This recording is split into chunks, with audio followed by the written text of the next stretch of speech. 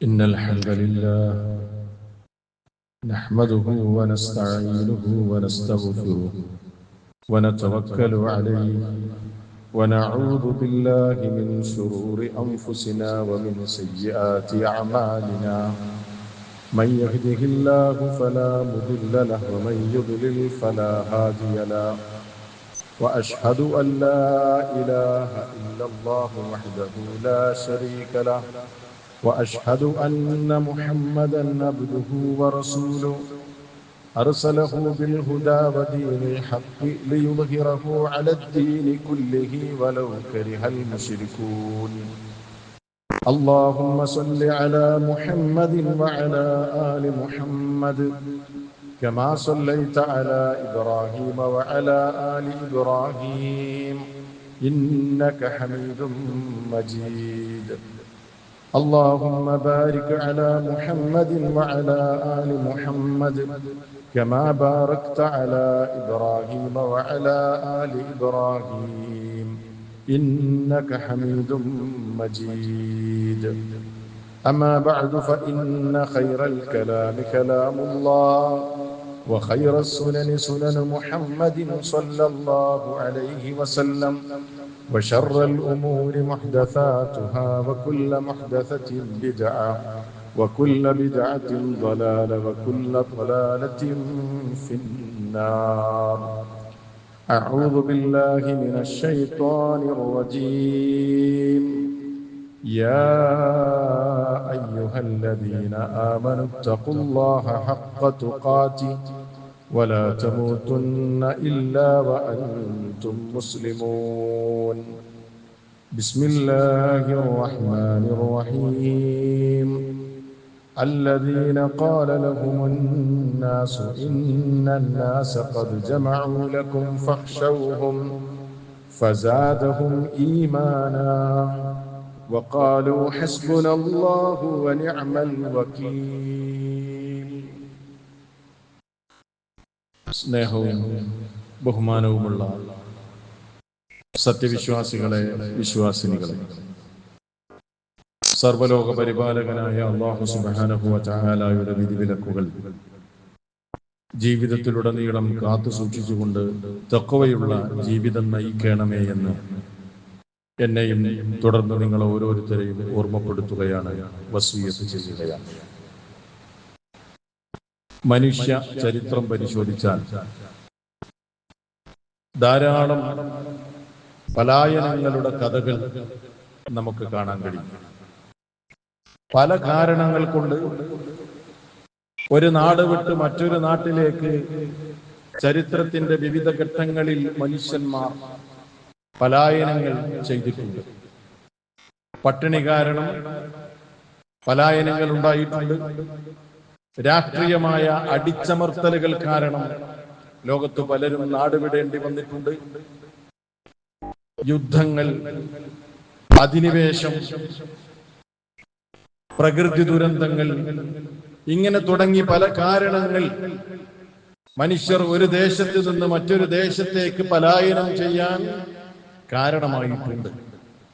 അത് ചരിത്രം പരിശോധിച്ചാൽ അനേകായിരം പലായനങ്ങളുടെ കഥകൾ നമുക്ക് വായിച്ചെടുക്കാൻ കഴിയും. പക്ഷേ ഈ പലായനങ്ങളെല്ലാം പ്രധാനമായും രണ്ട് കാരണങ്ങളിൽ ഒതുങ്ങി നിൽക്കുന്നതായിരിക്കും. ഒന്നുകിൽ സ്വന്തം ജീവന്റെ രക്ഷയ്ക്ക് വേണ്ടി നാടുവിട്ടവർ, അതല്ലെങ്കിൽ ജീവിതോപാധിക്ക് വേണ്ടി ഉപജീവന മാർഗം തേടി ഒരു രാജ്യത്ത് നിന്ന് മറ്റൊരു രാജ്യത്തേക്ക് പോയവർ. എന്നാൽ ഇതിൽ നിന്നെല്ലാം വ്യത്യസ്തമായി ഒരു പലായനത്തിന്റെ ചരിത്രമുണ്ട് ലോകത്ത്. അത് അന്തിമദൂതനായ മഹാനായ റസൂലുള്ളാഹി സ്വല്ലല്ലാഹു അലൈഹി വസല്ലം നടത്തിയ പലായനമാണ്. ആ പലായനം, ആ ഹിജ്റ എന്ന് പറയുന്നത് ലോകത്തിന്റെ ഗതി മാറ്റിയൊഴുക്കിയ ഒരു മഹാസംഭവമായിരുന്നു. മഹാനായ പ്രവാചകൻ സ്വല്ലല്ലാഹു അലൈഹി വസല്ലം തന്റെ ജീവന്റെ രക്ഷയ്ക്ക് വേണ്ടിയായിരുന്നില്ല ഹിജ്റ ചെയ്തത്, അതല്ലെങ്കിൽ ഉപജീവനത്തിന് വേണ്ടിയുമായിരുന്നില്ല അവിടുന്ന് ഹിജ്റ ചെയ്തത്. ആ മഹത്തായ ഹിജ്റയുടെ സ്മരണ ലോകത്തുള്ള മുസ്ലിമീങ്ങളുടെ മനസ്സുകളിലേക്ക് കടന്നു വരുന്ന ഒരു സാഹചര്യത്തിലൂടെയാണ് നമ്മൾ ഇപ്പോൾ കടന്നുപോയിക്കൊണ്ടിരിക്കുന്നത്. അതെന്താണ്? നമ്മൾ മുഹറം മാസത്തിലാണ്. ഹിജറ വർഷത്തിന്റെ ആരംഭമാസമാകുന്ന മുഹറം മാസം ലോക മുസ്ലിമീങ്ങൾ അവരുടെ കാലഗണനയ്ക്ക് വേണ്ടി ആധാരമാക്കുന്നത് ഹിജറ വർഷത്തെയാണ്. ആ ഹിജറ വർഷത്തിന്റെ ഒന്നാമത്തെ മാസമായ മുഹറമിലാണ് നമ്മളുള്ളത്. അതായത് ഹിജറ വർഷം ഞാൻ കഴിഞ്ഞ ആഴ്ച സൂചിപ്പിച്ചതുപോലെ 1447 അവസാനിച്ച് 48 പ്രവേശിച്ചിരിക്കുകയാണ്. ഈ ഒരു സന്ദർഭത്തിൽ ഈ ഒരു മഹത്തായ ചരിത്ര സംഭവത്തിൽ നിന്ന് ഇന്നിന്റെ ലോകത്ത് ജീവിച്ചു കൊണ്ടിരിക്കുന്ന വിശ്വാസികളെ നമുക്ക് ചില പാഠങ്ങളുണ്ട്, സന്ദേശങ്ങളുണ്ട്. ആ സന്ദേശങ്ങളിലേക്ക് നിങ്ങളുടെ ഓരോരുത്തരുടെയും ശ്രദ്ധ ക്ഷണിക്കാനാണ് ഇന്നത്തെ ഈ മഹനീയമായ ഖുത്ബയിലൂടെ ഞാൻ ഉദ്ദേശിക്കുന്നത്. ഇത് കേവലം ഒരു ചരിത്ര പാരായണമല്ല, കേവലം ചരിത്രത്തിന്റെ ഒരു വായനയുമല്ല, മറിച്ച് ചരിത്രത്തിൽ നിന്ന് ജീവിക്കുന്ന ഇന്നത്തെ മനുഷ്യർക്ക് ഒരുപാട് സന്ദേശങ്ങളുണ്ട്. ഹിജറ എന്ന് പറയുന്നത് മനുഷ്യന്റെ നൈസർഗികമായ ചോദനകളിൽപ്പെട്ട ഒന്നാണ്. മനുഷ്യ ചരിത്രം പരിശോധിച്ചാൽ മനുഷ്യ ജീവിതത്തിലെ അതല്ലെങ്കിൽ മനുഷ്യ ചരിത്രത്തിലെ തന്നെ ഒന്നാമത്തെ ഹിജറ എന്ന് പറയുന്നത് ഒരർത്ഥത്തിൽ അബുൽ ബഷറായ മഹാനായ ആദം അലൈഹിസ്സലാമിന്റെയും ഹവ്വാഇന്റെയും ഹിജറയാണ്. സ്വർഗത്തിൽ നിന്ന് ഭൂമിയിലേക്കുള്ള ഹിജറ. അത് ഒരർത്ഥത്തിൽ ഒരു ദേശത്ത് നിന്ന് മറ്റൊരു ദേശത്തേക്കുള്ള പലായനം തന്നെയാണ്. പക്ഷേ അത് എവിടേക്കാണ് ആദം അലൈഹിസ്സലാം വന്നത്, അവരെവിടെയാണ് വന്നിറങ്ങിയത് എന്നതിന് കൃത്യമായ ഖണ്ഡിതമായ ഒരു തെളിവ് ഖുർആനിലോ സുന്നത്തിലോ നമുക്ക് കാണാൻ കഴിയില്ല. പക്ഷെ അതിനെ വിളിക്കുന്നത് ഹുബൂത്തു ആദം, ആദമിന്റെ ഇറക്കം, ഹവ്വാഇന്റെ ഇറക്കം അല്ലെ. അവിടുന്ന് അങ്ങോട്ട് നമ്മൾ ഇങ്ങനെ പരിശോധിച്ചാൽ പല ഹിജറകളുടെയും ചരിത്രം നമുക്ക് കാണാൻ കഴിയും. മഹാനായ നൂഹ് അലൈഹിസ്സലാമിന്റെ ചരിത്രം വിശദമായി വായിച്ചാൽ അത് ഒരർത്ഥത്തിൽ അദ്ദേഹത്തിന്റെ ജീവിതത്തിൽ ഒരു ഹിജറ സംഭവിച്ചിട്ടുണ്ട് എന്ന് നമുക്ക് മനസ്സിലാക്കാൻ കഴിയും. അതേപോലെ തന്നെ മഹാനായ ഖലീലുല്ലാഹി ഇബ്രാഹിം അലൈഹിസ്സലാമിന്റെ ജീവിതത്തിലും ഹിജറയുണ്ടായിട്ടുണ്ട്. അതുപോലെ മൂസാ അലൈഹിസ്സലാമിന്റെ ജീവിതത്തിൽ ഹിജറയുണ്ടായിട്ടുണ്ട്. അന്തിമദൂതനായ മഹാനായ റസൂൽ കരീം സല്ലല്ലാഹു അലൈഹി വസല്ലമയുടെ ജീവിതത്തിലും ഹിജറയുണ്ടായിട്ടുണ്ട്. ഈ ഹിജറകളെല്ലാം ഒരുപോലെ ആയിരുന്നില്ല. വിശദാംശങ്ങളിലും അതിന്റെ രൂപത്തിലും ഭാവങ്ങളിലും ഒക്കെ ചില വ്യത്യാസങ്ങൾ ഉണ്ടായിരുന്നെങ്കിലും മൊത്തത്തിൽ എല്ലാ ഹിജറകളും എല്ലാ പലായനങ്ങളും നമുക്ക് നൽകുന്ന മഹത്തായ 2 സന്ദേശങ്ങളുണ്ട്. ആദ്യം നമ്മളത് മനസ്സിലാക്കണം. മൊത്തത്തിൽ ഹിജറ നൽകുന്ന സന്ദേശമാണ് ആദ്യം പറയുന്നത്. അതെന്താണ്? ഒന്നാമത്തെ കാര്യം, ഏതൊരു അടിച്ചമർത്തപ്പെട്ട ജനതയാണെങ്കിലും അവിടെ ഒരു ഹിജറയുണ്ടാകുമ്പോൾ ആ ജനതയ്ക്ക് ഒരു ഉയർത്തെഴുന്നേൽപ്പിന്റെ അതല്ലെങ്കിൽ ഉയർത്തെഴുന്നേൽപ്പിന്റെ വീണ്ടും ലോകത്ത് അവർ ഉന്നതന്മാരാകാനുള്ള ഒരു കാരണമായി ഒരു സാധ്യത അവിടെ ഉണ്ടാകുന്നു എന്നതാണ്. നമുക്കത് ചരിത്രം പരിശോധിച്ചാൽ കാണാം. നിങ്ങൾ ഈജിപ്തിലേക്ക് അല്പനേരം നിങ്ങളുടെ മനസ്സൊന്ന് വായിച്ചു നോക്കൂ. ഇപ്പോഴുള്ള ഈജിപ്ത് അല്ല, നൂറ്റാണ്ടുകൾക്ക് മുമ്പുള്ള മിസ്ർ. അവിടെ എന്തായിരുന്നു? ഇസ്രായേല്യർ അടിച്ചമർത്തപ്പെട്ടിരിക്കുകയായിരുന്നു, പാവങ്ങളായിരുന്നു. ഫിർഔൻ എന്ന് പറയുന്ന ലോകം കണ്ട ധിക്കാരികളിൽപ്പെട്ട ഏറ്റവും വലിയ ധിക്കാരി അവിടെ ഭരണം നടത്തിയിരുന്ന കാലം. അവിടെയുള്ള ഇസ്രായേല്യർ അടിച്ചമർത്തപ്പെട്ട അടിമവർഗങ്ങളായിരുന്നു. അവർക്കൊരു ഉയർത്തെഴുന്നേൽപ്പുണ്ടായിരുന്നില്ല. അവരിൽ ജനിക്കുന്ന ആൺകുഞ്ഞുങ്ങളെ ദയാദാക്ഷിണ്യമില്ലാതെ അറുകൊലയ്ക്ക് വിധേയമാക്കിയിരുന്ന ധിക്കാരിയായ ഭരണാധികാരി. കാരണം ആൺകുട്ടികളുടെ എണ്ണപ്പെരുപ്പമുണ്ടായാൽ എന്നെങ്കിലും ഇസ്രായേല്യർ ഈ രാജ്യത്തിന്റെ ഭരണം പിടിക്കുമെന്ന് ഭയപ്പെട്ട, എന്നും തന്റെ ഈ ധിക്കാര ഭരണം ലോകത്ത് നിലനിൽക്കണമെന്ന് ആഗ്രഹിച്ച ധിക്കാരിയായ ഫറോവ അതല്ലെങ്കിൽ റാംസിസ് രണ്ടാമൻ എന്ന് ചരിത്രം വിളിച്ച ആ ധിക്കാരിയുടെ ചരിത്രം എന്താ അവിടെ ഉണ്ടായത്? അടിച്ചമർത്തപ്പെട്ട ആ ജനതയെ രക്ഷപ്പെടുത്താൻ വേണ്ടി തന്റെ പ്രവാചകനായ മൂസാ അലൈഹിസ്സലാമിനോട് അള്ളാഹു കൽപ്പിച്ചത് എന്റെ അടിമകളുമായി നീരാപ്രയാണം ചെയ്യണമെന്നായിരുന്നു. അങ്ങനെ ഹിജറ സംഭവിച്ചു. അവിടെ മൂസാ നബി അലൈഹിസ്സലാം തന്റെ അനുചരന്മാരുമായി ഇസ്രായേല്യരുമായി പോയി. പിന്നീട് എന്താണ് സംഭവിക്കുന്നത്? അടിച്ചമർത്തപ്പെട്ട ആ ജനതയെ കുറിച്ച് അള്ളാഹു പറയുന്നത്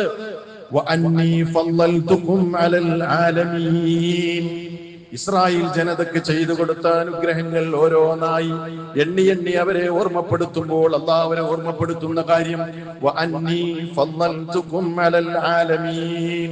ഓ ഇസ്രായേലരെ, നിങ്ങൾ എന്താണ് ഞാൻ ചെയ്തു തന്ന നിഅമത്തുകളെ ഓർക്കാത്തത്? നിങ്ങൾ അടിച്ചമർത്തപ്പെട്ട ഒരു ജനതയായിരുന്നില്ലേ? നിങ്ങളുടെ ആൺകുട്ടികൾക്ക് ഇവിടെ ജീവിക്കാൻ അവസരമുണ്ടായിരുന്നില്ലല്ലോ. നിങ്ങൾ ഫറോവയുടെ അടിമയായിരുന്നില്ലേ? എന്നിട്ട് നിങ്ങളെ ലോകത്ത് ഉന്നതന്മാരാക്കി സർവ മനുഷ്യരെക്കാളും നിങ്ങൾക്ക് ശ്രേഷ്ഠത ഞാൻ നൽകിയില്ലേ? ഖുർആൻ അവിടെ അത് ഓർമ്മപ്പെടുത്തുന്നുണ്ട്. മാത്രല്ല, അവർക്ക് ഒരുപാട് അനുഗ്രഹങ്ങളും അല്ലാഹു കൊടുത്തു എന്ന് ഖുർആൻ ഇങ്ങനെ സൂറത്തുൽ ബഖറക്ക് ഇങ്ങനെ വായിക്കുമ്പോ ഓരോ താളുകളിലും നമ്മൾ ഇങ്ങനെ വായിച്ചു പോവുകയാണ്. അടിച്ചമർത്തപ്പെട്ട ഒരു ജനതയ്ക്ക് വീണ്ടും പ്രതീക്ഷ നൽകുകയാണ് ഹിജ്റ. രണ്ടാമത്തെ പോയിന്റ് എന്താണ്?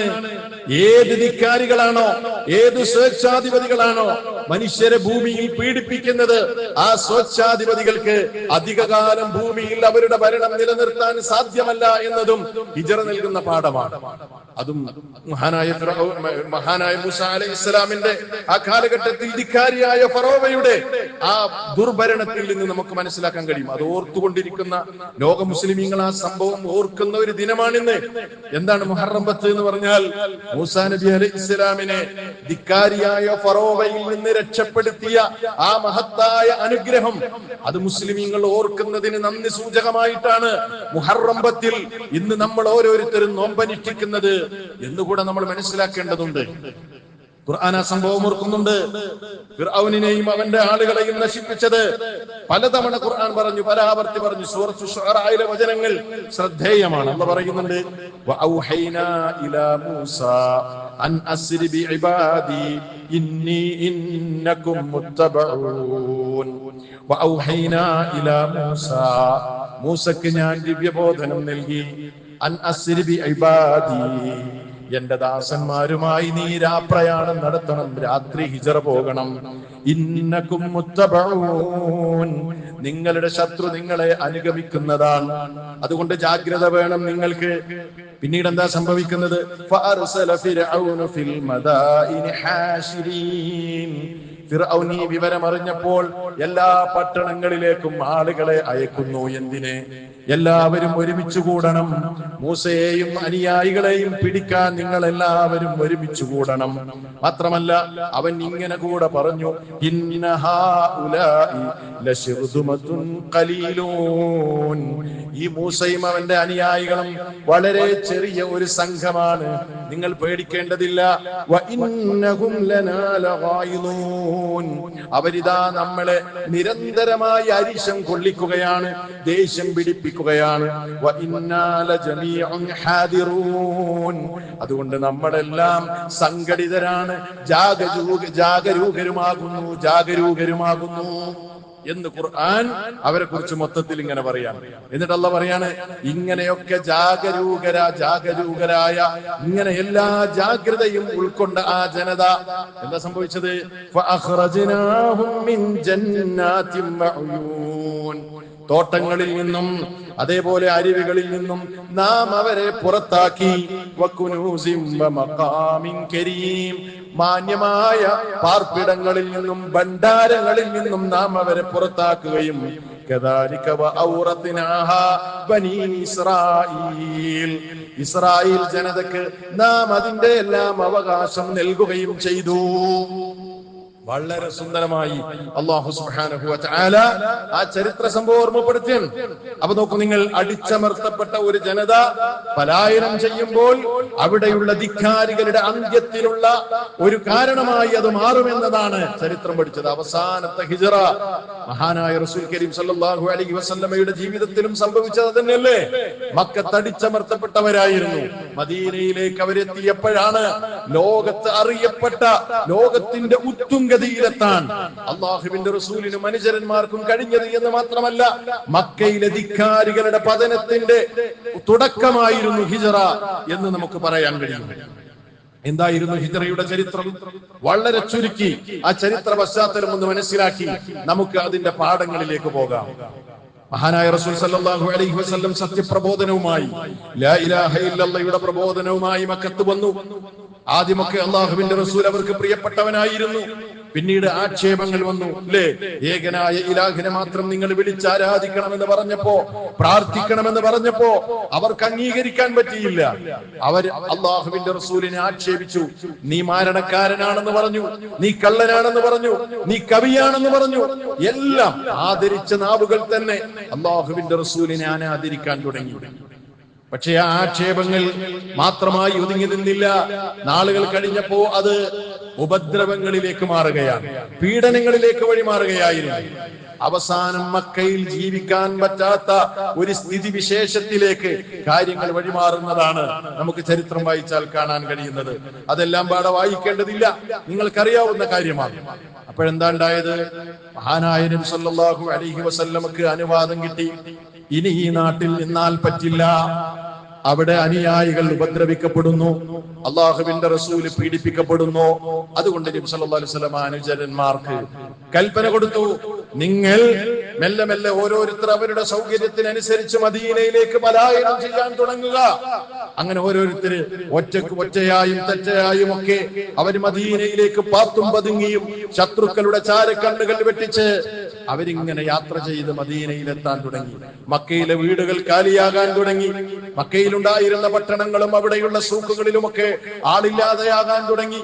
ഇത് കണ്ടപ്പോൾ അവിടെയുണ്ടായിരുന്ന ഖുറൈശികൾക്ക് ആദിയായി ഇങ്ങനെ മെല്ലെ മെല്ലെ മക്കയിൽ മുഹമ്മദിന്റെ അനുയായികൾ എല്ലാവരും മദീനയിലേക്ക് ഇങ്ങനെ പലായനം ചെയ്ത് അവരവിടെ ചെന്ന് സംഘടിത ശക്തിയായി മാറി. ഞങ്ങൾക്കെതിരെ യുദ്ധം ചെയ്ത് ഞങ്ങളുടെ നിലനിൽപ്പിനെ തന്നെ ബാധിക്കുമെന്ന് ഭയപ്പെട്ട ഖുറൈശികൾ എന്ത് ചെയ്തു എന്നറിയോ? അവര് വളരെ തത്രപ്പാടിൽ വേഗത്തിൽ മക്കയിൽ ഉണ്ടായിരുന്ന അവരുടെ ഒരു കമ്മ്യൂണിറ്റി ഹാൾ ഉണ്ടായിരുന്നു. അതിന്റെ പേര് ദാറുൻ നദ്വ എന്നാണ്. അവിടെ അവർ യോഗം ചേർന്നു. ചരിത്രത്തിൽ ആ യോഗത്തെ വിളിക്കുന്നത് മുആമറത്തു ഖുറൈശ്, ഖുറൈശികളുടെ ഗൂഢമായ യോഗം എന്നാണ്, ഖുറൈശികളുടെ കൂടിയാലോചനാ യോഗം എന്നാണ് ചരിത്രം അതിനെ വിളിച്ചത്. എന്തിനായിരുന്നു അവർ യോഗം കൂടിയത്? ചരിത്രം പറയുന്നു, എന്തിനാണ് അവർ യോഗം കൂടിയത്? ലിമൻഇ ഇന്തിശാരിൽ ഇസ്ലാം, ഇസ്ലാമിന്റെ പ്രചാരണം തടയണം, ഒന്നാമത്തെ ലക്ഷ്യം. രണ്ടാമത്തേത്, മഹാനായ നബി സല്ലല്ലാഹു അലൈഹി വസല്ലമയെ എങ്ങനെയെങ്കിലും ഇല്ലാതാക്കണം. അങ്ങനെ അവർ പല തീരുമാനങ്ങൾ എടുത്തു, പല കൂടിയാലോചനകളും നടത്തി. അവസാനം അവരുടെ കൂട്ടത്തിലെ ഏറ്റവും ധിക്കാരിയായ അബൂജഹലിന്റെ തീരുമാനമാണ് അവിടെ പാസ്സാക്കപ്പെട്ടത്. അതെന്തായിരുന്നു?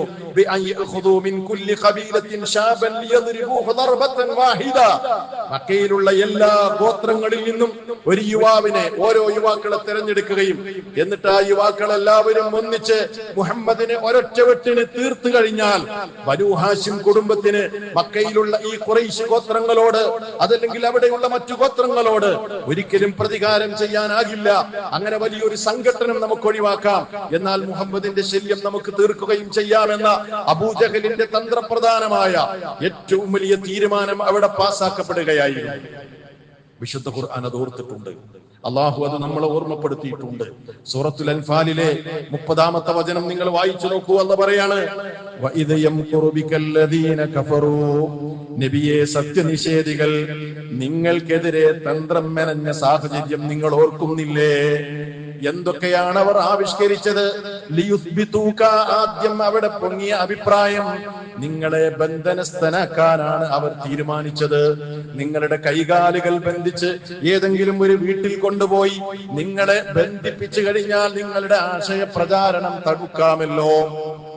രണ്ടാമത്തേത് അവരുടെ തീരുമാനം നിങ്ങളെ വധിക്കണം എന്നതായിരുന്നു രണ്ടാമത്തെ തീരുമാനം. മൂന്നാമതായി അവർ പറഞ്ഞ തീരുമാനം നിങ്ങളുടെ ഈ നാട്ടിൽ നിന്ന് മറ്റൊരു നാട്ടിലേക്ക് നാട് കടത്താനാണ്. ഈ മൂന്ന് പ്രബലമായ അഭിപ്രായങ്ങൾ അവിടെ വന്നു. അവസാനം വധിക്കുക എന്ന അഭിപ്രായത്തിൽ അവരെത്തി. അവരതാ തന്ത്രം മെനയുന്നു നബിയെ. പക്ഷേ അല്ലാഹുവും ഒരു തന്ത്രം മെനയുന്നുണ്ട്. വല്ലാഹു ഖൈറുൽ മാകിരീൻ, അല്ലാഹു തന്ത്രം മെനയുന്നവരിൽ, തന്ത്രജ്ഞരിൽ ഏറ്റവും ഉത്തമനാണ്. അല്ലാഹു സുബ്ഹാനഹു വ തആല സൂറത്തുൽ അൻഫാലിൽ വളരെ കൃത്യമായി നിലക്ക് പറഞ്ഞു. അപ്പൊ എന്താ സംഭവിച്ചുകൊണ്ടിരിക്കുന്നത്? ചരിത്രം ഓർത്തു നോക്കൂ. മക്കയിലെ ദാറുൽ നദ്വയിൽ ചടുലമായ സമ്മേളനം നടക്കുകയാണ്.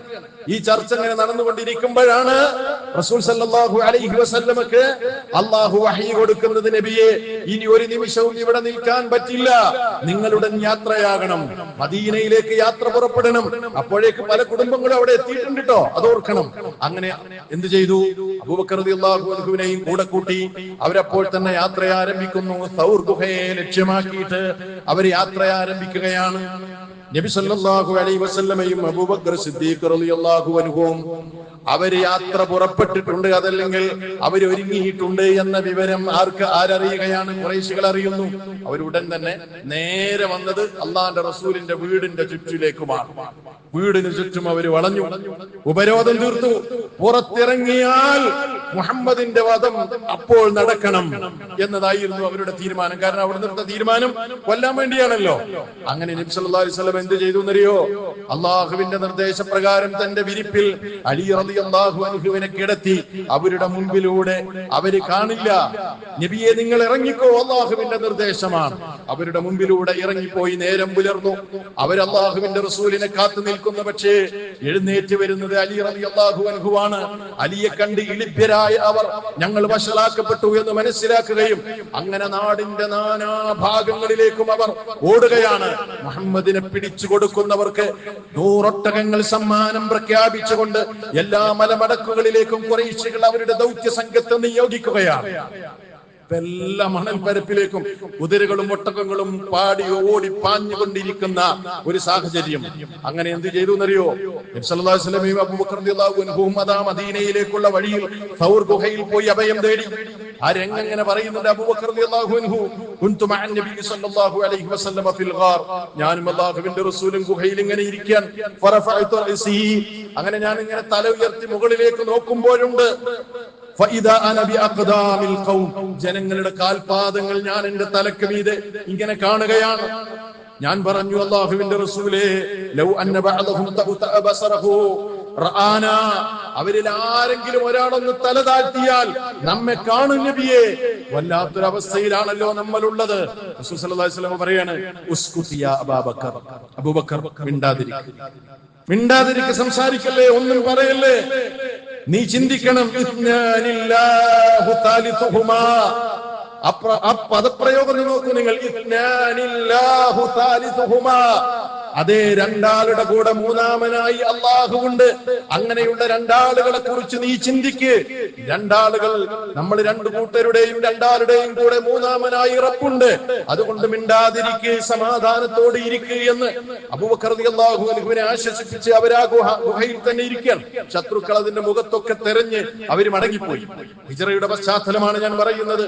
അങ്ങനെ കാറ്റും കോളും ഒക്കെ അടങ്ങി അവർ മദീനയിലേക്കുള്ള യാത്ര വീണ്ടും ആരംഭിക്കുകയാണ്. അങ്ങനെ മദീനയിലേക്ക് ഇങ്ങനെ യാത്ര പോകുമ്പോ മക്കയുടെ അതിർത്തിയിലെത്തിയപ്പോ നിറകണ്ണുകളോടെ, വേദനിക്കുന്ന നെഞ്ചോടെ അള്ളാഹുവിന്റെ റസൂൽ മക്കയിലേക്ക് ഇങ്ങനെ തിരിഞ്ഞുകൊണ്ട് പറയുന്ന ഒരു വർത്തമാനം ഹദീസിൽ കാണാം. മാ അത്യബകി മിൻ ബലദിൻ വഅഹബ്ബകി ഇലയ്യ, എന്തൊരു നല്ല നാടാണ് മക്ക, നീ എന്തൊരു മനോഹരമായ രാജ്യമാണ്. വലൗലാ അന്ന ഖൗമി അഖറജൂനി മിൻകി മാ സകൻതു ഗൈറക്, നിന്റെ ജനങ്ങൾ എന്നെ ഈ നാട്ടിൽ നിന്ന് പുറത്തേക്കാക്കിയില്ല എങ്കിൽ ഞാൻ മറ്റൊരു നാട്ടിൽ താമസിക്കുമായിരുന്നില്ല. വേദനയോടെയാണ് അള്ളാഹുവിന്റെ റസൂൽ മക്കയിൽ നിന്ന് മദീനയിലേക്ക് പലായനം ചെയ്യുന്നത് എന്ന് നമ്മൾ മനസ്സിലാക്കണം. പക്ഷേ അപ്പോഴും യാത്ര സുരക്ഷിതമല്ല കേട്ടോ, യാത്ര സുരക്ഷിതമായിട്ടില്ല. അപ്പോഴെന്താ അബൂബക്കർ റളിയല്ലാഹു അൻഹു ചെയ്തതെന്നറിയോ? മഹാനായ അബൂബക്കർ റളിയല്ലാഹു അൻഹു നബിക്ക് ഇടത്തും വലത്തുമായി നെഞ്ചിടിപ്പോടെയാണ് നടക്കുന്നത്. അല്പനേരം മുമ്പിൽ നടക്കും, പിന്നെ കുറെ നേരം ഇടത്ത് നടക്കും, പിന്നെ വലത് നടക്കും, ബാക്കിൽ നടക്കും. ഒക്കെ പ്രവാചകന് പ്രൊട്ടക്ഷൻ നൽകിക്കൊണ്ടുള്ള ആ യാത്ര 12 ദിനമെടുത്തുകൊണ്ട് മരുഭൂമിയിലൂടെ മണൽക്കാടുകൾ തരണം ചെയ്ത്, മരുഭൂമിയിൽ നിന്ന് അടിച്ചു വീശുന്ന ചുടുകാറ്റുകളെല്ലാം തരണം ചെയ്തുകൊണ്ട് 12ാം ദിനമായപ്പോഴാണ് പച്ച പുതച്ച് കിടക്കുന്ന മദീനയുടെ ആ മനോഹരമായ ബിന്ദു അവരുടെ കണ്ണുകളിൽ തെളിയുന്നത്. യഥരിബിന്റെ കാഴ്ച. അന്നത്തെ മദീനയുടെ പേര് യഥരിബ് എന്നായിരുന്നു. പിന്നീട് പ്രവാചകൻ അവിടെ പലായനം ചെയ്ത് എത്തിയതിന് ശേഷമാണ് മദീനത്തുർ റസൂൽ എന്ന പേരായത്. ഇപ്പോൾ വെറും മദീന, അതല്ലെങ്കിൽ മദീനത്തുൽ മുനവ്വറ എന്ന് നമ്മൾ പറയുന്ന മദീന. ആ മദീനയിൽ എങ്ങനെ ചെന്ന് നോക്കുമ്പോ അതാ അതിർത്തിയിൽ മുമ്പേ അവിടേക്ക് യാത്ര ചെയ്തെത്തിയ അനുചരന്മാരും മദീന നിവാസികളും അപാലവൃദ്ധം ജനങ്ങൾ, കുട്ടികളും സ്ത്രീകളും പുരുഷന്മാരുമെല്ലാം മുത്തുനേതാവിന്റെ ആഗമനം കാത്തു നിൽക്കുകയാണ്. പാട്ടുപാടി ആരവങ്ങളോടെ സന്തോഷത്തോടെ ലോകത്തിന്റെ നേതാവിനെ കാത്തിരിക്കുന്ന ആ മദീനയിലെ ജനങ്ങൾ. അങ്ങനെ അള്ളാഹുവിന്റെ റസൂൽ മദീനയിലെത്തി ഒട്ടകം മുട്ടുകുത്തി ചരിത്ര സംഭവങ്ങൾ അങ്ങനെ നീണ്ടു നീണ്ടു പോകുകയാണ്. വിശ്വാസികളെ, ചരിത്രം പറയാനല്ല, ഈ ഒരു മഹാചരിത്രം ലോകത്ത് മുസ്ലിമീങ്ങളുടെ തന്നെ, എന്തിനേറെ ലോകത്തിന്റെ തന്നെ ചരിത്രത്തിന്റെ ഗതി മാറ്റിയൊഴുക്കിയ ഈ മഹാസംഭവത്തിൽ നമുക്ക് 7 പാഠങ്ങളുണ്ട്. ആ 7 പാഠങ്ങൾ എണ്ണി പറയാനാണ് ഞാൻ ഈ ചരിത്രം പറഞ്ഞത്. ഒന്നാമത്തെ പാഠം എന്തെന്നറിയുമോ? നീയത്ത് തന്നെയാണ്. അപ്പൊ നിങ്ങൾ ചിന്തിക്കുന്നുണ്ടാവും, ഹിജറയും നീയത്തും തമ്മിൽ എന്ത് ബന്ധം അല്ലേ? നമ്മൾ ഏത് കർമ്മങ്ങൾക്കും നീയത്ത് വെക്കാറില്ലേ? ആ നീയത്ത് എന്ന പരമപ്രധാനമായ തത്വം പഠിപ്പിച്ചത് ഹിജറ എന്ന സംഭവത്തിലൂടെയായിരുന്നു. അതെന്താണെന്നറിയോ? മക്കത്ത് നിന്ന് മദീനയിലേക്ക് പലായനം ചെയ്തപ്പോ വിശ്വാസമില്ലാത്ത പലരും പ്രവാചകന്റെ കൂടെ കൂടിയിരുന്നു. എന്തിനാണ്? മറ്റൊരു നാട്ടിൽ ചെന്ന് അവിടെ ഒന്ന് കച്ചവടം ചെയ്ത് ഒന്ന് ഉഷാറാകണം, അല്ലെങ്കിൽ മക്കയിൽ നിന്ന് മദീനത്തെത്തിയാൽ നല്ലൊരു കല്യാണം കഴിക്കണം എന്നൊക്കെ ചിന്തിച്ചുകൊണ്ട് അള്ളാഹുവിന്റെ പ്രതിഫലം ആഗ്രഹിക്കാതെ പലായനത്തിൽ ഹിജറ മുഹാജിരീങ്ങളുടെ കൂടെ കൂടിയ പലരും ഉണ്ടായിരുന്നു. അതുകൊണ്ട് അള്ളാഹുവിന്റെ റസൂൽ പറഞ്ഞു, ഇന്നമൽ അഅ്മാലു ബിന്നിയാത്ത്. എല്ലാ ഹദീസിന്റെ ഗ്രന്ഥങ്ങളിലും ഒന്നാമത്തെ നമ്പറായി രേഖപ്പെടുത്തപ്പെട്ട പ്രവാചക വചനം, കർമ്മങ്ങളെല്ലാം സ്വീകരിക്കപ്പെടുന്നത് നീയത്തിന്റെ അടിസ്ഥാനത്തിലാണ്. ഏത് മനുഷ്യനും അവൻ ഉദ്ദേശിച്ചതാണ് കിട്ടുക. ഫമൻ കാനത് ഹിജ്റതുഹു ഇലല്ലാഹി വറസൂലിഹി ഫഹിജ്റതുഹു ഇലല്ലാഹി വറസൂലിഹി. അല്ലാഹുവിന്റെ പ്രവാചകന്റെ കൽപ്പനയനുസരിച്ച് റബ്ബിന്റെ പ്രതിഫലം ആഗ്രഹിച്ചുകൊണ്ട് ആരെങ്കിലും ഹിജ്റ ചെയ്താൽ അവന്റെ ഹിജ്റ മഖ്ബൂലാണ്. വമൻ കാനത് ഹിജ്റതുഹു ലിദുനിയാ യുസീബുഹാ അബിംറഅത്തിൻ യതസവ്വജുഹാ ഫഹിജ്റതുഹു ഇലാ മാ ഹാജറ ഇലൈഹി. ആരെങ്കിലും പെണ്ണ് കെട്ടാനോ കച്ചവടം ചെയ്യാനോ മദീനയിലേക്ക് എന്റെ കൂടെ ഹിജ്റ വന്നിട്ടുണ്ടെങ്കിൽ അവൻ ഏത് ലക്ഷ്യത്തിന് വേണ്ടിയാണോ വന്നത് അത് കിട്ടി എന്നതല്ലാതെ അള്ളാഹുവിന്റെ ഒരു പ്രതിഫലവും അവന് ലഭിക്കില്ലെന്ന് അള്ളാഹുവിന്റെ റസൂൽ സല്ലല്ലാഹു അലൈഹി വസല്ലം പഠിപ്പിച്ചു. എന്താ ഇതിൽ നിന്ന് കിട്ടുന്ന പാഠം? ദേശത്യാഗം ചെയ്ത്, ഇത്രയും വലിയ ത്യാഗം ചെയ്ത് മദീനയിലെത്തിയ ജനങ്ങളോട് അല്ലാഹുവിന്റെ റസൂൽ പറയാണ്, ത്യാഗം എന്താണെങ്കിലും നീയത്ത് നന്നല്ലെങ്കിൽ എന്ത് ത്യാഗം ചെയ്താലും, ഉറ്റവരെയും ഉടയവരെയും നാടിനെയും വീടിനെയും കളിച്ചു വളർന്ന നാടും ഒട്ടകക്കൂട്ടങ്ങളും മാട്ടിൻ പറ്റങ്ങളും ഒക്കെ വെടിഞ്ഞു വന്നാലും ഒരു ലെവലേശം പ്രതിഫലം അതിന് കിട്ടില്ല എന്ന് ലോകത്തുള്ള സർവ്വ മുസ്ലിമീങ്ങളെയും അല്ലാഹുവിന്റെ റസൂൽ പഠിപ്പിച്ചു. ത്യാഗം എത്രയാണെങ്കിലും ഹജ്ജ് ചെയ്താലും നീയത്ത് നന്നല്ലെങ്കിൽ അത് ഖബൂലാകൂല. ഒന്നാമത്തെ പാഠം. രണ്ടാമത്തെ പാഠം എന്താണെന്നറിയോ? അമാനത്ത് വിശ്വാസപൂർവം അതിന്റെ ആളുകൾക്ക് തന്നെ തിരിച്ചേൽപ്പിക്കണമെന്നതാണ് രണ്ടാമത്തെ പാഠം. മക്കയിലെ ജനങ്ങളെല്ലാം അല്ലാഹുവിന്റെ റസൂലിനെ വിശ്വസിച്ചത് കൊണ്ട്, അൽ അമീനായതുകൊണ്ട് അവർക്ക് പ്രിയപ്പെട്ട പലതും റസൂലിന്റെ കയ്യിൽ അമാനത്തായി അവരേൽപ്പിച്ചിരുന്നു. പക്ഷേ പിന്നീട് ഗതി മാറിയൊഴുകിയപ്പോ റസൂലിന് അവിടുന്ന് പോകേണ്ടി വന്നു. തന്റെ ശത്രുക്കളാണ്, തന്നെ ആട്ടി ഓടിച്ചവരാണ്, തന്നോട് ദ്രോഹം ചെയ്തവരാണ്. എന്നിട്ട് പോലും അവരേൽപ്പിച്ച വസ്തുക്കളെ തിരിച്ചു കൊടുക്കാതെ അള്ളാഹുവിന്റെ പ്രവാചകൻ അവിടെ നിന്ന് പോന്നില്ല എന്ന കാര്യം നമ്മൾ ഓർക്കേണ്ടതുണ്ട്. ഹിജ്റയിൽ നിന്ന് നമ്മൾ പഠിക്കേണ്ട പാടാണ്. അലി റളിയല്ലാഹു അൻഹുവിനെ ഏൽപ്പിക്കണം എല്ലാതും. അതിന്റെ അവകാശികളുടെ പേര് വിളിച്ച് അവരെ തന്നെ ഏൽപ്പിച്ചിട്ടല്ലാതെ മക്കയിൽ നിന്ന് നീ വരരുതെന്ന് അള്ളാഹുവിന്റെ റസൂൽ സല്ലല്ലാഹു അലൈഹി വസല്ലം പഠിക്കണം നമ്മൾ പാഠം, അല്ലേ? ഒരു 10 കൊല്ലം ഒരാളൊരു സാധനം നമ്മളെടുത്ത് തന്നാ മതി, പിന്നീടോ അത് തിരിച്ചു കൊടുക്കൂല. നമ്മുടെ അവസ്ഥയാണിത്, അല്ലേ? പലപ്പോഴും വിശ്വാസപൂർവം ഏൽപ്പിച്ച അമാനത്തുകൾ ലംഘിക്കുകയാണ്. അത് നമ്മൾ പറഞ്ഞ വാക്കുകളാണെങ്കിലും രഹസ്യമാണെങ്കിലും വസ്തുക്കളാണെങ്കിലും അത് അതിന്റെ അവകാശികളോട് കാണിക്കുന്ന മര്യാദ അതില്ലെങ്കിൽ അത് വലിയ അപകടമാണ്. രണ്ടാമത്തെ പാഠമാണത്. മൂന്നാമത്തെ പാഠം ഈമാനും തവക്കുലുമാണ്. സുബ്ഹാനല്ലാഹ്, പ്രവാചകന്റെ വീടിന് ചുറ്റും ഊരിപ്പിടിച്ച വാളുമായി ശത്രുക്കൾ, അല്ലേ? അപ്പോഴും തവക്കുൽ, അല്ലാഹു സഹായിക്കുമെന്ന പ്രതീക്ഷ. കഴിഞ്ഞിട്ടില്ല. ഗുഹാമുഖത്ത് ശത്രുക്കൾ ഇങ്ങനെ കാലിലേക്ക് നോക്കിയാൽ കാണും. നോക്കൂ നിങ്ങൾ ആ അവസ്ഥ. അപ്പോഴും തവക്കുൽ നോക്കൂ നിങ്ങൾ, അവിടെ തവക്കുലിന്റെയും ഈമാനിന്റെയും ശക്തമായ രംഗമാണ് നമ്മൾ അവിടെ കാണുന്നത്. മൂന്നാമത്തെ പാഠം അതാണ്. നാലാമതായി നമ്മൾ മനസ്സിലാക്കേണ്ടത്, ആദർശത്തിന് വേണ്ടി എന്തും ത്യജിക്കാൻ ഒരു പ്രയാസവുമില്ലെന്ന് ലോകത്തുള്ള മുസ്ലിമീങ്ങളെ പഠിപ്പിച്ചു, ഇല്ലേ? അതല്ലേ നമ്മൾ അവിടെ കാണുന്നത്. സത്യവിശ്വാസികൾ സഹിച്ച ഹിജ്റയുടെ രംഗത്ത് സഹിച്ച ത്യാഗങ്ങളെ വർണ്ണിക്കാൻ സാധ്യമല്ല. ഹൃദയവും വേർപിരിഞ്ഞ രംഗം, വാപ്പയും മകനും വേർപിരിഞ്ഞ രംഗം, മക്കളും അതേപോലെ കുടുംബവും വേർപിരിഞ്ഞ രംഗം, ഭാര്യയും ഭർത്താവും തമ്മിൽ വിട പറഞ്ഞ രംഗം. അബൂസലമയുടെ ഹൃദയഭേദകമായ ഒരു ചരിത്രം ഹിജ്റയുടെ ബാബുകളിൽ രേഖപ്പെടുത്തി വെച്ചിട്ടുണ്ട്. അബൂസലമയും ഉമ്മുസലമയും സ്നേഹിച്ച ദമ്പതികൾ, വേർപിരിയാൻ കഴിയാത്ത ദമ്പതികൾ, സ്നേഹത്തിന്റെ ഉത്തമമായ മാതൃക. അബൂസലമ തന്റെ ഭാര്യയെയും കൂട്ടി മക്കയിലേക്ക് പതുക്കെ നടക്കുകയാണ്. ഭാര്യയുടെ കുടുംബക്കാര് വന്നിട്ട് പറഞ്ഞു, പോകാൻ സമ്മതിക്കൂല, അതുകൊണ്ട് നീ വേണമെങ്കിൽ പോയിക്കോ, ഉമ്മുസലമയെ ഞങ്ങൾ വിടില്ല. പിടിച്ചു വെച്ചു അവർ ഉമ്മുസലമയെ. അങ്ങനെ അബൂസലമ നടന്നു പോകുകയാണ്. പിന്തിരിഞ്ഞു പോകാൻ പറ്റില്ലല്ലോ, ഹിജ്റയിൽ മുന്നേറുകയാണ്. പക്ഷെ അവർക്കൊരു കുഞ്ഞുണ്ടായിരുന്നു. ആ കുഞ്ഞിനെ ഭർത്താവിന്റെ വീട്ടുകാർ, അബൂസലമയുടെ വീട്ടുകാർ പിടിച്ചു കൊണ്ടുപോയി.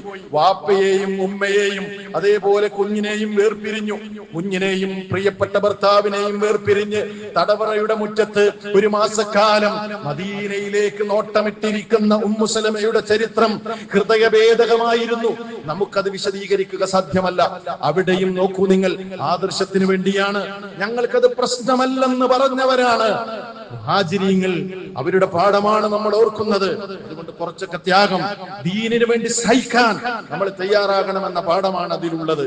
ഇനി നോക്കൂ നിങ്ങൾ, ഹിജ്റയുടെ രംഗത്ത് ദൈവികമായ അത്ഭുതകരമായ ദൃഷ്ടാന്തങ്ങൾ പലതും ഉണ്ടായിട്ടുണ്ട്. നമ്മൾ മനസ്സിലാക്കണം. ആലോചിച്ച് നോക്ക്, കുറ്റവാളികള് ഊരിപ്പിടിച്ച വാളുമായി ഇങ്ങനെ നിൽക്കുക, നിരായുധനായ ഒരു മനുഷ്യൻ അവരുടെ കൂട്ടത്തിലൂടെ ഇറങ്ങിയോടുക, മുമ്പിലൂടെ ഇറങ്ങി നടക്കുക, ആരും കാണാതിരിക്കുക. അത്ഭുതമില്ലേ വിശ്വാസികളെ? അള്ളാഹുവിന്റെ മുഅ്ജിസത്താണത്. ഇനി നോക്കൂ നിങ്ങൾ, ചരിത്രം ശരിയാണെങ്കിൽ ഒരു ചിലന്തി മണിക്കൂറുകൾക്കുള്ളിൽ അതല്ലെങ്കിൽ മിനിറ്റുകൾക്കുള്ളിൽ ഒരു ഗുഹയുടെ മുഖത്ത് വല നെയ്യുന്നത് ചരിത്ര ഗ്രന്ഥങ്ങളിൽ കാണാൻ സാധിക്കുന്നു. അത്ഭുതകരമാണത്. ചിലരൊക്കെ അത് സ്വഹീഹാണെന്ന് രേഖപ്പെടുത്തുന്നു. അത്ഭുതമില്ലേ അതിൽ? നിങ്ങൾ നോക്കൂ, ഒരു കൂട്ടം കുറ്റവാളികൾ അവർ ഉദ്ദേശിക്കുന്ന ആളെ പിടിക്കാൻ വേണ്ടി മല കയറി ഒരു ഗുഹാമുഖത്തെത്തിയിട്ട് അവരെല്ലാവരും അതിന്റെ മുമ്പിൽ നിന്നിട്ടും ഒരാൾ പോലും താഴേക്കൊന്ന് നോക്കാൻ അവർക്ക് തോന്നാതിരുന്നത്, അതിലൊരു അത്ഭുതമില്ലേ? അതിലൊരു മാനുഷികതയില്ലേ? ചിന്തിച്ചു നോക്കൂ. അങ്ങനെ നടന്ന് നടന്ന് മദീനയിലെത്തുമ്പോ വിശന്നു വരഞ്ഞ പ്രവാചകൻ അവിടെ കാണുന്ന ഒരു ടെന്റിലേക്ക് കയറി ചെന്ന് നോക്കി. അവരോട് പറഞ്ഞു, അവിടെ കണ്ട ഒരു സ്ത്രീയോട്, ഉമ്മു മഅബദിനോട് പറയുന്നു, എന്തെങ്കിലും ഭക്ഷണം തരണം, വിശന്ന് വലഞ്ഞിരിക്കുകയാണ് ഞങ്ങൾ. അവർ പറഞ്ഞു, ഒന്നുമില്ല, ഈ ടെന്റിൽ ഞങ്ങൾ, ഈ ഹൈമയിൽ ഒന്നുമില്ല, തരാനൊന്നുമില്ല. റസൂല് പറഞ്ഞു, അതാ മെലിഞ്ഞൊട്ടി ഒരാട് നിൽക്കുന്നു, അത് കറക്കുന്ന ആടല്ലേ? ഇല്ല, അതിനെ കറന്നിട്ട് മാസങ്ങളായി പാലില്ല. അള്ളാഹുവിന്റെ റസൂൽ ആ സ്ത്രീയോട് ചോദിക്കുന്നു, ഞാൻ അതിനൊന്ന് കറന്നു നോക്കട്ടെ? ശരി, കറക്കൂ, നിങ്ങൾക്ക് കറക്കാം. അള്ളാഹുവിന്റെ റസൂല് തന്റെ അവിടുത്തെ അനുഗ്രഹീതമായ കൈ കൊണ്ട് അതിന്റെ അവിട്ടിൽ കൈവെക്കുമ്പോഴേക്ക് പാലതാ ഉതിർന്നു വീഴുകയാണ്. നിലക്കാത്ത പാലിന്റെ പ്രവാഹം കൂടെയുള്ളവരും ഉമ്മു മഅബദും ദാഹം തീർത്തു എന്ന് നേരിട്ട് സാക്ഷിയാവുകയാണ് ആ വനിത. അമാനുഷിക ദൃഷ്ടാന്തങ്ങൾ, അത്ഭുതകരമായ ദൃഷ്ടാന്തങ്ങൾ അവിടെ കാണുകയാണ്. ആറാമത്തെ പാഠം എന്തെന്നറിയുമോ? പ്രവാചക സ്നേഹത്തിന്റെ ഉന്നതമായ മാതൃക. ഹിജ്റക്ക് തീരുമാനിച്ചപ്പോ അബൂബക്കർ ഇങ്ങനെ ചെന്നിട്ട് ചോദിക്കണം അല്ലാഹുവിന്റെ റസൂലിനോട്, നബിയെ ഞാനും പോരട്ടെ കൂടെ, എന്നെ കൂടെ കൊണ്ടുപോകുമോ? അസ്സുഹബത്തു യാ റസൂലല്ലാഹ്, കൂടെ കൊണ്ടുപോകുമോ നബിയെ? നബി സല്ലല്ലാഹു അലൈഹി വസല്ലം ഒന്നും പറയുന്നില്ല, അനുമതി കിട്ടിയിട്ടില്ല. അവസാനം അസ്സുഹബ, നിനക്ക് കൂടെ വരാമെന്ന് പറയുമ്പോ നിറ കണ്ണുകളായ അബൂബക്കർ കണ്ണുകളിൽ നിന്ന് കണ്ണുനീര് ചാടിട്ടൊഴുകുന്നു. മഹാനായ സിദ്ദീഖുൽ അക്ബർ റളിയല്ലാഹു അൻഹുവിന്റെ ജീവിതത്തിൽ പ്രവാചകന്റെ കൂടെ പോകാൻ അവസരം. ഐഷ റളിയല്ലാഹു അൻഹ ആ സംഭവം പറയുന്നുണ്ട്, ഫമാ ശഅതു അൻ അഹദൻ യബ്കി മിനൽ ഫറഹി, സന്തോഷം കൊണ്ട് ഞാൻ അന്ന് എന്റെ ഉപ്പ കരഞ്ഞതുപോലെ കരയുന്ന ഒരാളെയും എന്റെ ജീവിതത്തിൽ ഞാൻ കണ്ടിട്ടില്ല. എന്റെ ജീവിതത്തിലെ ആദ്യത്തെ അനുഭവമായിരുന്നു അത് എന്ന് ഐഷ റളിയല്ലാഹു അൻഹ പറയാം. നോക്കൂ നിങ്ങൾ, സ്വന്തം ജീവനേക്കാൾ അല്ലാഹുവിന്റെ റസൂലിനെ ഒറ്റക്ക് വിടാൻ ആഗ്രഹിക്കാത്ത അബൂബക്കർ റളിയല്ലാഹു അൻഹുവിന്റെ സ്നേഹത്തിന്റെ അതിരുകളില്ലാത്ത രംഗം നമുക്ക് അവിടെ കാണാൻ കഴിയുന്നു. ഏഴാമത്തെ ഒറ്റ ഉദാഹരണം, ഒറ്റ പാഠം കൂടി കൂടി. ഹിജ്റ എന്നത് മുസ്ലിമീങ്ങളുടെ കണക്കിന്റെ അവരുടെ കാലഗണനക്കുള്ള വർഷങ്ങളാണ്, അല്ലെങ്കിൽ മാസങ്ങളാണ്. പക്ഷെ ദുഃഖകരം, ഇസ്ലാമിന്റെ ആദ്യ നൂറ്റാണ്ടുകളിലൊക്കെ ഇത് കാലഗണനയ്ക്ക് വേണ്ടി ഉപയോഗിച്ചു. എന്നാൽ അടുത്ത കാലത്ത് മുസ്ലിമീങ്ങൾക്ക് ഹിജ്റ കലണ്ടർ ഒന്നും വേണ്ട, ഹിജ്റ മാസങ്ങൾ വരെ അറിയാത്ത ഒരവസ്ഥയിലേക്ക് മാറിയിരിക്കുന്നു. അത് നമ്മുടെ പതനത്തിന്റെ, എന്നൊക്കെ മുസ്ലിം സമുദായത്തിന് ഇസ്സത്തുണ്ടായോ അവിടെയൊക്കെ ഇതൊക്കെ മുറുകെ പിടിക്കുന്ന കാലത്താണ് ഇസ്സത്തും അഭിമാനവും ഉണ്ടായത്. അത് നമ്മൾ നഷ്ടപ്പെടുത്തുമ്പോൾ അത് നമ്മുടെ പതനത്തിന്റെയും കൂടെ അടയാളമായിരിക്കുമെന്നുകൂടെ നമ്മൾ തിരിച്ചറിയുക. ഈ ഉന്നതമായ പാഠങ്ങൾ നമ്മുടെ ജീവിതത്തിൽ ഉൾക്കൊണ്ടുകൊണ്ട് ജീവിക്കുന്ന മുത്തഖീങ്ങളിൽ അള്ളാഹു നമ്മെ ഏവരെയും ഉൾപ്പെടുത്തി അനുഗ്രഹിക്കുമാറാകട്ടെ.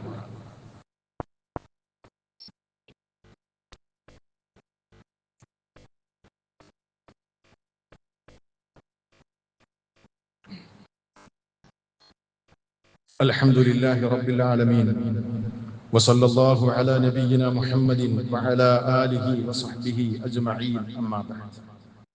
അല്ലാഹുവിനെ സൂക്ഷിച്ച് ജീവിക്കണമേ എന്നൊരിക്കൽ കൂടി എന്നെയും നിങ്ങളെയും ഓർമ്മപ്പെടുത്തുകയാണ്, വസിയ്യത്ത് ചെയ്യുകയാണ്. പ്രിയമുള്ള വിശ്വാസികളെ, ഇന്ന് ലഹരി വിരുദ്ധ ദിനമാണ്. മുസ്ലിമീങ്ങളെ സംബന്ധിച്ചിടത്തോളം ലഹരി വിരുദ്ധ ദിനം എന്ന് പറയുമ്പോൾ നമ്മൾ ഓർക്കേണ്ട ചില കാര്യങ്ങളുണ്ട്. ഏകദേശം 15 നൂറ്റാണ്ടുകൾക്കപ്പുറത്ത് ഇസ്ലാം ലോകത്തിന് നൽകിയ ഒരു മഹത്തായ മെസ്സേജ് ഓർക്കേണ്ട ഒരു സന്ദർഭവും കൂടിയാണ്. ഇസ്ലാമിക ശരീഅത്ത് സംരക്ഷിച്ച കാര്യങ്ങളിൽ ഏറ്റവും പ്രധാനമായ ഒരു സംഗതി ഏതാണെന്ന് അറിയുമോ? നമ്മളെല്ലാവരും പഠിച്ചു വെക്കേണ്ട കാര്യമാണ്. ഇസ്ലാമിനെ നമ്മൾ മനസ്സിലാക്കുമ്പോൾ പ്രധാനമായും ഇസ്ലാമിക ശരീഅത്ത് പ്രൊട്ടക്ഷൻ കൊടുത്ത ഒരു 5 കാര്യങ്ങളുണ്ട്. അതിന് അറബിയിൽ പറയാ അൽ-ദറൂറിയാത്തുൽ ഖംസ് എന്ന അനിവാര്യമായ 5 കാര്യങ്ങൾ. ഏതൊക്കെയാണത് എന്നറിയോ? 1 മനുഷ്യന്റെ ബുദ്ധി, 2 മനുഷ്യന്റെ ജീവൻ, 3 മനുഷ്യന്റെ മതം, 4 മനുഷ്യന്റെ ധനം, 5 മനുഷ്യന്റെ സന്താനങ്ങൾ. ഈ 5 കാര്യങ്ങൾ സംരക്ഷിക്കപ്പെടണമെന്നാണ് ഇസ്ലാം പറയുന്നത്. അതിനത്രയും പ്രാധാന്യമാണ് ഇസ്ലാം നൽകിയിട്ടുള്ളത്. അപ്പൊ ലോകം ഇങ്ങനെ ലഹരി വിരുദ്ധ ദിനം ഒക്കെ ആചരിക്കുന്നു. എന്നാൽ ഇസ്ലാം നൂറ്റാണ്ടുകൾക്ക് മുമ്പ് തന്നെ മനുഷ്യന്റെ ബുദ്ധി പ്രൊട്ടക്ട് ചെയ്യണമെന്നാണ് ഇസ്ലാം പറഞ്ഞത്.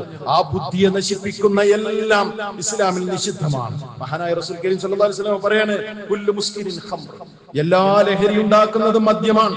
വകുല്ലു ഖംരി ഹറാം, എല്ലാ ഖംറും നിഷിദ്ധമാണ്.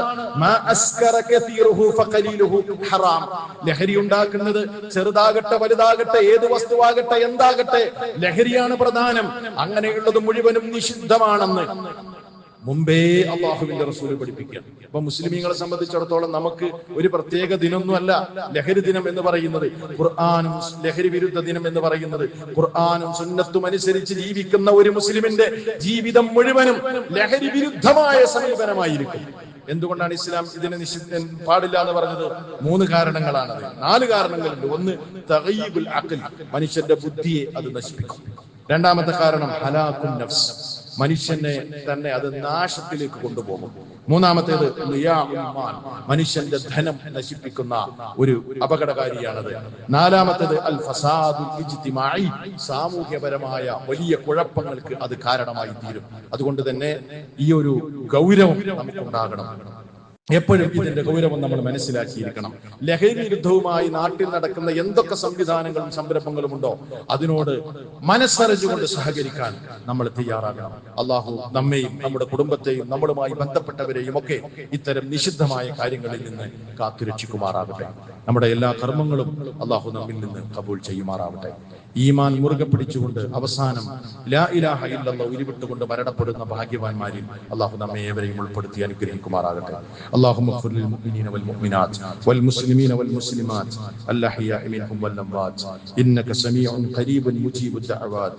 اللهم أعز الإسلام والمسلمين وأذل الشرك والمشركين ودمر أعداء الدين وانصر عبادك الموحدين. ربنا اغفر لنا ولإخواننا الذين سبقونا بالإيمان ولا تجعل في قلوبنا غلا للذين آمنوا ربنا إنك رؤوف رحيم. ربنا آتنا في الدنيا حسنة وفي الآخرة حسنة وقنا عذاب النار. وأقم الصلاة.